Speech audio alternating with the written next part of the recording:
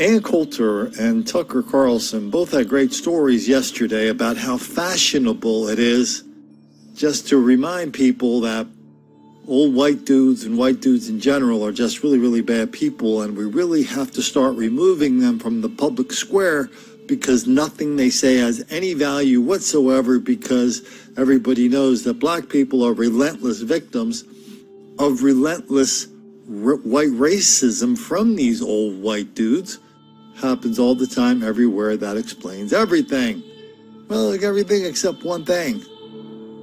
Why do the fellas keep attacking old white women like this? Why do they keep getting away with it? Why do people keep ignoring it? Why are people in such denial, deceit, and delusion about it when we read about it every damn day and it's so wildly out of proportion? Even a blind man could see it. Anyway, so here's the lady, here's the fellas. They think visited this unbelievable level of violence upon this 80-year-old woman. Let's hear a little bit more of the story and see how even they try to marginalize it. Left with a black eye after a man snatched her purse and knocked her down in Dilworth. You can see the injuries to that woman's face there, just severe injuries. She says that man targeted her while leaving physical therapy on Randolph Road. Anchor Blaine Tollefson is live there now, and she told you, Blaine, she was actually celebrating when this happened.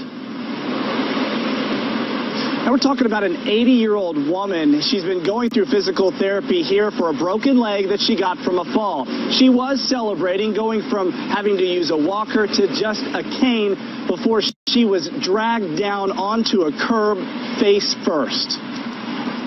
Everything I could to avoid. Right away, you'll notice the awful injury to Elizabeth Malcolm's left eye. She really wanted to hide it with an eye patch, but was willing to share her entire story of being dragged to the ground by a man wanting her purse. The ordeal didn't take away any of the 80-year-old's spunk. Had I seen him coming toward me, had I noticed that he was intent on that, he would have gotten this cane right in his snout. Right in his face. But the man surprised her. Malcolm believes he targeted her at Ortho Carolina on Randolph Road Monday. She noticed him in the parking lot as she left her appointment around noon, but thought he was going inside.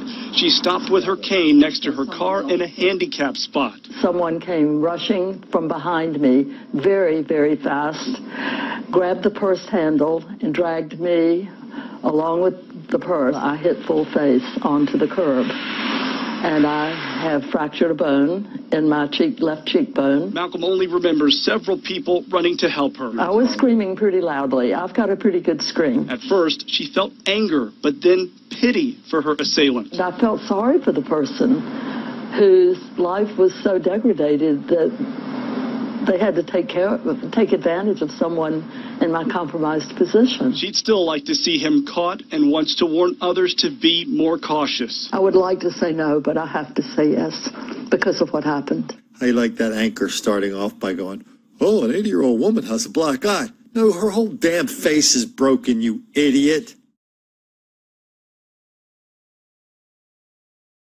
And you're just afraid to connect the dots. You're afraid to talk about the pattern of violence in Charlotte.